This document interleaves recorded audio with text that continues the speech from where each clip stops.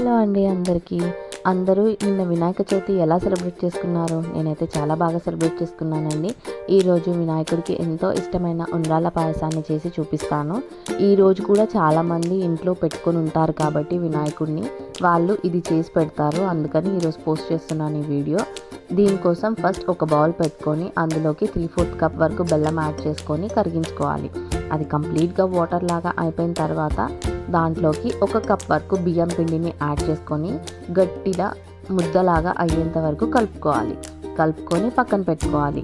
అది కొంచెం గోరువెచ్చగా అయిన తర్వాత దాన్ని బాగా నీట్ చేసి చిన్న చిన్న ఉండలలాగా చేసి పక్కన పెట్టుకోవాలి. ఇప్పుడు వేరొక బౌల్ పెట్టుకొని దాంట్లోకి 1 కప్ వరకు బెల్లంని యాడ్ చేసుకోవాలి. అది కరిగి కంప్లీట్గా వాటర్ లాగా అయిన తర్వాత మనం ఆల్రెడీ ప్రిపేర్ చేసి పెట్టుకున్న ఉండ్రాళ్ళని తీసి అందులో వేసి ఒక 5 మినిట్స్ వరకు బాయిల్ చేసుకోవాలి. అవి 5 మినిట్స్ బాయిల్ అయిన తర్వాత అందులోకి మనం తురిమి పెట్టుకున్న కొబ్బరిని యాడ్ చేసుకోవాలి. ఇదే స్టేజ్లో మనం నెయ్యిలో వేయించిన డ్రై ఫ్రూట్స్ని కూడా యాడ్ చేసుకోవచ్చు. నేనైతే వేయలేదు, లేట్ అయిపోతుంది తొందరగా చేసేద్దామని వేయలేదు, మీరు వేసుకోండి.